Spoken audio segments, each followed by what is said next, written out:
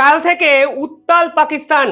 জেলের বাইরে রাতভর ইমরান খানের যে পার্টি পিটিআই তার সমর্থকরা কিন্তু জড়ো হতে শুরু করে এবং পাকিস্তানের রাওয়ালপিন্ডির এই জেলের বাইরে থেকে যে ফুটেজ সামনে এসেছে তা কিন্তু এক কথায় ভয়ঙ্কর এবং আসিম মুনিরের ঘুম উড়িয়ে দেওয়ার জন্য যথেষ্ট।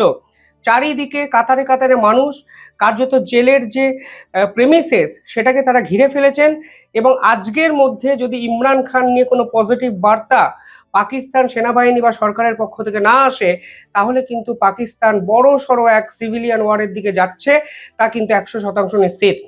দেখুন এই ঘটনাটা এই জায়গায় কেন গেল।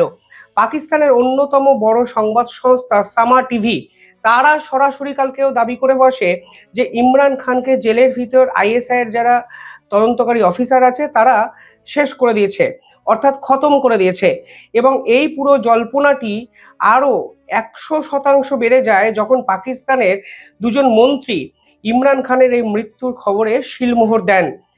বালুচিস্তানের বিদেশ মন্ত্রী সরাসরি বলেন যে ইমরান খানকে জেলের ভিতরে খতম করে দেওয়া হয়েছে তা তিনি বিভিন্ন সূত্র মারফত জেনেছেন এবং আফগানিস্তানের মিডিয়া যে দাবি করেছে যে ইমরান খানকে জেলের ভিতর মেরে ফেলা হয়েছে তা আসলে ঠিক দাবি। এবার পাকিস্তানের মন্ত্রীরা যখন এই ধরনের দাবি করেন তখন আন্তর্জাতিক স্তর যে এই পুরো বিষয়টা নিয়ে চর্চা করবে সেটাই কিন্তু স্বাভাবিক। এবং কালকে ইমরান খানের যে মেডিকেল রিপোর্ট সামনে এসে যা আমি অলরেডি আপনাদের দেখিয়েছি আগের একটি ভিডিওতে, সেখানেও কিন্তু স্পষ্ট ইঙ্গিত মিলেছে যে ইমরান খানকে যখন জেলের ডেড সেল থেকে হাসপাতালে নিয়ে যাওয়া হয়েছিল তখন তিনি আনকনসাস ছিলেন, তার পেলভিক বোন ভেঙে গেছিল, একাধিক জায়গায় ক্ষতচিহ্ন, অর্থাৎ প্রায় মৃতপ্রায় অবস্থায় ছিল। এমনকি সেই মেডিকেল রিপোর্ট আমি আপনাদের আরো একবার দেখাবো ভিডিওতে, শেষ অবধি দেখলে দেখবেন যে কোনো রকম সরকারি যারা সংস্থা বা দায়িত্বপ্রাপ্ত অফিসার তারা কিন্তু সেই রিপোর্টে সই করেনি। আরো ইন্টারেস্টিং বিষয় কি জানেন, খাইবার পাখতুনের চিফ মিনিস্টার অর্থাৎ পাকিস্তানের প্রদেশের একটি chief minister minister Sohel Afridi তিনি কালকে সরাসরি বলেন তিনি 1 মাস ধরে ইমরান খানের সঙ্গে দেখা করতে চেয়েছেন কিন্তু কোনো অজানা কারণে তাকে তার সঙ্গে দেখা করতে দেওয়া হয়নি এবং তিনিও জানতে পেরেছেন যে জেলের ভিতরে এমন কিছু কর্মকাণ্ড ঘটেছে যা পাকিস্তান সেনাবাহিনী গোটা বিশ্বের সামনে লুকানোর চেষ্টা করছে।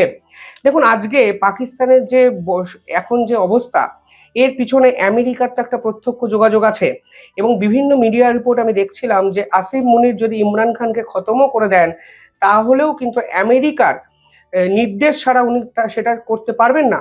অর্থাৎ আমেরিকার সঙ্গে পাকিস্তানের বর্তমান যে সম্পর্ক সেই সম্পর্ক কিন্তু এখানে এক জটিলতা তৈরি করেছে।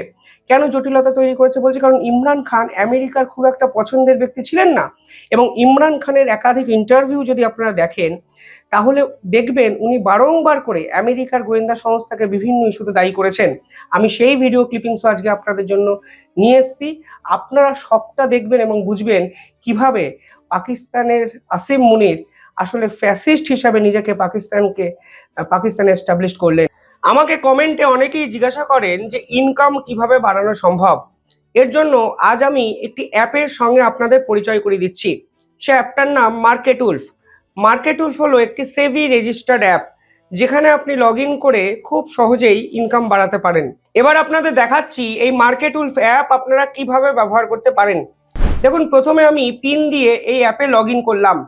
এখানে দেখাচ্ছে ফলো ট্রেন্ড অপশান, যেখানে মার্কেটে প্রফিটেবল ট্রেন্ডগুলোই আপনাকে শুধু দেখাবে। এবার একটা ক্লিকেই আপনি এখান থেকে ট্রেন্ড খুব সহজে ক্লিক করে ফলো করতে পারেন। এখানে আপনি খুব ছোট অ্যামাউন্ট ইনভেস্ট করে ট্রেডিং শুরু করতে পারেন। মার্কেটে বাকি অ্যাপে ইনভেস্টমেন্ট আপনাকে 3 গুণ বেশি করতে হয়। এখানে আছে স্টপ লস অপশান, যা আপনার ক্ষতি আটকায়। যদি আপনার ক্ষতি একটি নির্দিষ্ট লেভেলে পৌঁছে যায় তাহলে এই অ্যাপটি অটোমেটিকলি বন্ধ করে দেবে আপনার ইনভেস্টমেন্ট। এই অ্যাপের ব্রোকারেজ ফি মার্কেটের অন্য অ্যাপের থেকে অনেকটাই কম। এখানে দেখুন প্রফিট ট্রেন্ড অনুযায়ী চলছিল, আমি একটি ক্লিকেই স্টপ ট্রেন্ড করে দিলাম এবং খুব অল্প সময়ে 1306 টাকার প্রফিট বুক হয়ে গেল। আপনি এই পুরো ফেসিলিটিটি ব্যবহার করতে পারেন লাইফ টাইম মাত্র 99 টাকা পে করে। এছাড়াও বিভিন্ন কমোডিটিস যেমন গোল্ড, সিলভার, ন্যাচারাল গ্যাস এগুলোরও ট্রেডিং আপনারা করতে পারেন সকাল 9টা থেকে রাত্রি 12টা অবধি। মার্কেট উলফ অ্যাপ আপনাকে রেকমেন্ডেশনও কিন্তু ফ্রিতে প্রোভাইড করে। এখানে দেখুন মাত্র একদিনে 14 তারিখ 12,240 টাকা, জুলাইতে 70,468 টাকা, জুনে 59,696 টাকা এবং অক্টোবরে 58,260 টাকার প্রফিট বুক হয়েছে এবং এই প্রফিটে মার্কেট উলফ কোনো কমিশন কিন্তু নেয় না। তাহলে আর দেরি কেন? 2 মিলিয়নের বেশি মানুষ অলরেডি মার্কেট উলফকে ডাউনলোড করে নিয়েছে। আপনিও ডাউনলোড করুন এবং আপনাদের ট্রেডিং জার্নি শুরু করুন। দেখুন, পাকিস্তানের এই ঘটনা কিন্তু নতুন কোনো ঘটনা নয়।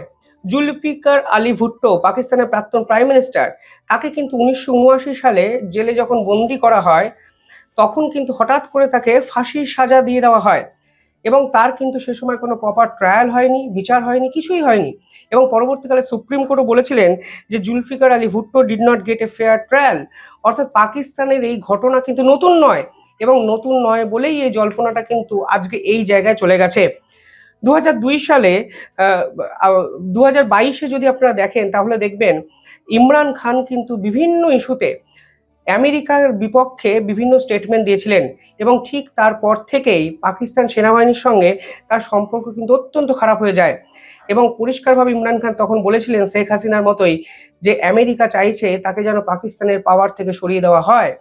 কারণ কি? কারণ সেই যেই মিলিটারি বেসকে নিয়ে বাংলাদেশেও কিন্তু শেখ হাসিনা সরকারের সঙ্গে মতপার্থক্য দেখা গেছিল। আমেরিকার সেন্ট মার্টিনস একটি দ্বীপ যা শেখ হাসিনা আমেরিকানদের হাতে তুলে দেয়নি বলেই তাকেও ক্ষমতা থেকে সরিয়ে দেওয়া হয়েছিল। নভেম্বর 3, 2022 সে সময় আসিম মুনিরের নেতৃত্বে পাকিস্তান সেনাবাহিনী কিন্তু গুলি চালিয়েছে ইমরান খানকে এবং ইমরান খানের পায়ে সে গুলি লাগে এবং ইমরান খান কিন্তু রীতিমতো চমকে যায় যে কিভাবে একজন প্রধানমন্ত্রীকে দেশের সেনা প্রধানের নেতৃত্বে এই রকম গুলি করে হত্যা করার চেষ্টা করা হয়। পরবর্তীকালে 2023 সালে তাকে জেলে ঢুকিয়ে দেওয়া হয় এবং পাকিস্তানের যে ইলেকশন কমিশন তাকে কিন্তু 5 বছরের জন্য ব্যান করে 6ই আগস্ট 2023-এ। অর্থাৎ ইমরান খানের রাজনীতিতে ফেরার জল্পনাও কিন্তু এই মুহূর্তে খুবই কম। কিন্তু ইমরান খান যদি বেঁচে থাকেন তাহলে আসিম মুনির এবং আমেরিকার সম্পর্ক পাকিস্তানের কোনো সাধারণ মানুষই ভালোভাবে মেনে নেবে না, তা কিন্তু সকলেই বুঝতে পারছেন এবং আসিম মুনির কাছে এটা বেস্ট সলিউশন যে তাকে এই যাত্রাপথ থেকে পথের কাঁটাকে সম্পূর্ণভাবে উপড়ে ফেলে দাও। 2012 সালে ইমরান খান একটি সাংবাদিককে মানে লেজেন্ডারি সাংবাদিক জুলিয়ান আসাংকে একটি অত্যন্ত গুরুত্বপূর্ণ ইন্টারভিউ দেন এবং সেই ইন্টারভিউতে তিনি পরিষ্কার বলেন যে আইএসআই এবং সিআইএ তারা আল কায়দাদের দিনের পর দিন তৈরি করেছে। সেই ক্লিপিংসটা দেখুন, তাহলেই বুঝবেন কেন আমেরিকা এই ইমরান খানকে সহ্য করে না। Of Osama bin Laden in Pakistan. What was the feeling in Pakistan? That the ISI was hiding Osama bin Laden, that they are incompetent? Why was Osama bin Laden in Pakistan? Julian, what you must understand is that Osama bin Laden was trained by the ISI and CIA. All Al-Qaeda were trained by the CIA and ISI about 20 years back. So these people were assets of the Pakistan army. They were trained by the Pakistan army and the ISI, financed by the CIA when they were fighting the Soviets. And for a long time, these groups had very close association with the Pakistan secret agencies. Now suddenly comes 9/11 and you do 180 degrees. দেখলেন, তিনি স্পষ্ট বললেন এই যে লাদেনকে নিয়ে এত বিতর্ক হয়, লাদেন কিন্তু আমেরিকার টাকাতে তৈরি এবং পাকিস্তান তাকে শুধু বড় করেছে এবং সেখানে পরিষ্কারভাবে বলা হয়েছে যে অল আল কায়দা ট্রেন্ড বাই সিআইএ এবং এই মানুষগুলোই আসলে অ্যাসেট অফ আইএসআই এবং তিনি পরিষ্কার বলেন আমেরিকা দিনের পর দিন তাদের স্বার্থ চরিতার্থ করার জন্য এই আল কায়দার মতো সন্ত্রাসবাদী সংগঠনকে তৈরি করেছে। এরপর থেকে আমেরিকা বুঝে যায় এই ইমরান খান যদি পাকিস্তানে থাকেন তাহলে তার একাধিক স্টেটমেন্ট আমেরিকাকে বিড়ম্বনায় ফেলতে পারে। 9/11-র পর পাকিস্তান একটু বিপাকে পড়ে কারণ আমেরিকা সন্ত্রাসবাদ ইস্যুতে আল কায়দা নিয়ে 180 ডিগ্রি ঘুরে যায় এবং সেটি ইমরান খানই কিন্তু এক্সপোজ করেন। ডোনাল্ড ট্রাম্পের ফার্স্ট পর্বে সম্পর্কটা আরো খারাপ জায়গায় চলে যায়, যদিও শেষ দিকে সম্পর্কটা মেরামত করার একটা জায়গায় নিয়ে যাওয়ার চেষ্টা করছিলেন ইমরান খান, কিন্তু যখন বাইডেন আসেন তখন কিন্তু তিনি আর ঘুরে দাঁড়াতে পারেননি এবং পরবর্তীকালে তাকে এটাও প্রশ্ন করা হয় যে আমেরিকা তো আপনার এখানে মিলিটারি বেস তৈরি করতে চাইছে, আপনি কি চান? তিনি এক বাক্যে উত্তর দিয়েছিলেন অ্যাবসলিউটলি নট, আমি কোনোভাবেই পাকিস্তানকে আমেরিকার হাতে তুলে দেব না, মিলিটারি বেস তৈরি করতে দেব না। অর্থাৎ আমেরিকার মদত ছাড়া ইমরান খানকে কিছু করা আসিম মুনিরের তো কার্যত অসম্ভব, তা আসিম মুনিরও জানেন।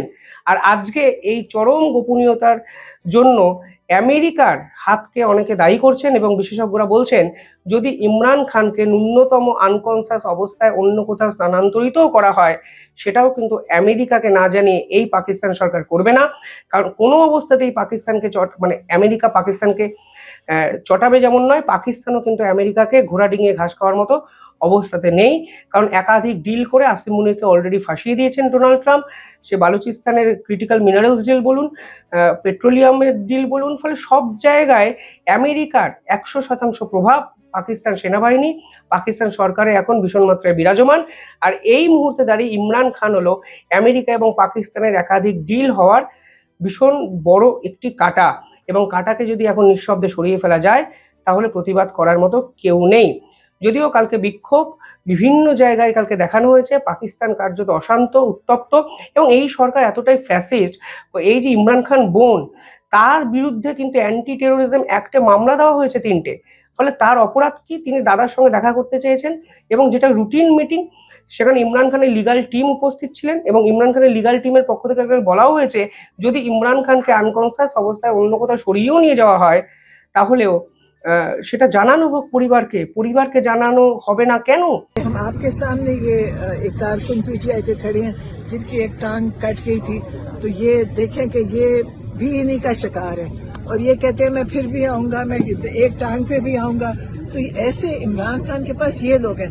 आपने बाकी जमातों में देखा होगा कोई ऐसा ना जज्बा है ना ऐसी चीज है, वो बिरयानी खाते हैं और चले जाते हैं, पैसे लेते हैं और चले जाते हैं। कभी नहीं हुआ कि वो लोग किसी वजह से किसी लीडर के लिए आए। वो लोग भर के लाते हैं, उनको खाने खिलाते हैं, और उनको ये भी अगर कभी आप उनका इंटरव्यू करें उनको पता ही नहीं होता भाई क्यों है। तो ये पीटीआई है, जमात है, पाकिस्तान की जमात है, ना ये पंजाब की है ना केपी की है, पूरे पाकिस्तान की है। और इमरान खान पूरे पाकिस्तान के लिए खड़े हैं और पूरा पाकिस्तान की आवाम इमरान खान के साथ खड़ी है। কিন্তু পাকিস্তান সরকার নীরব, আর নীরব বলেই এই প্রশ্ন কিন্তু সকলের আগে উঠেছে যে ইমরান খানকে কি জেলের ভিতরে মেরেই ফেলেছে আসিম মুনির, এবং সেই সম্ভাবনা কিন্তু উড়িয়ে দেওয়া যাচ্ছে না। হতে পারে জরুরিকালীন ভিত্তিতে কোনো ভিডিও ফুটেজ হয়তো তার প্রকাশ করা হতে পারে যদি তিনি বেঁচে থাকেন, কিন্তু আমার মনে হয় সেটা দিয়েও চিরে ভিজবে না যদি না ইমরান খানকে লাইভ প্রডিউস করা যায়। যাই হোক, সব মিলিয়ে উত্তপ্ত পাকিস্তান। আজকে ভাইটাল দিন পাকিস্তান সরকারের কাছে, আজকেই বোঝা যাবে পাকিস্তান ঠিক কোন পথে চলছে। তবে ডোনাল্ড ট্রাম্পের নির্দেশে যদি ইমরান খানের কোনো ক্ষতি হয় তাহলে আমেরিকার বিপক্ষে পাকিস্তানের সংখ্যাগরিষ্ঠ মানুষ যে প্রতিবাদ করবেন তা কিন্তু স্পষ্ট হয়ে যাবে ফের একবার। কিভাবে দেখছেন আপনারা পুরো বিষয়টি কমেন্টে জানাবেন। আর ভিডিও শেষ করার আগে মাথায় রাখবেন, মার্কেটউলফ অ্যাপ ব্যবহার করা অত্যন্ত সহজ ও সিকিওর। 2 মিলিয়নের বেশি মানুষ এই অ্যাপকে এখন ব্যবহার করেন। অ্যান্ড্রয়েড এবং iOS দুটো ভার্সনে এই অ্যাপকে আপনারা ব্যবহার করতে পারেন। তাহলে আর দেরি কেন? আমার ভিডিওর পিন কমেন্টে এবং ডেসক্রিপশনে এই অ্যাপের লিঙ্ক দেওয়া আছে, ডাউনলোড করুন আর ট্রেডিং জার্নি শুরু করুন। দেখতে থাকুন দ্য ইন্ডিপেন্ডেন্ট বেঙ্গল। ধন্যবাদ।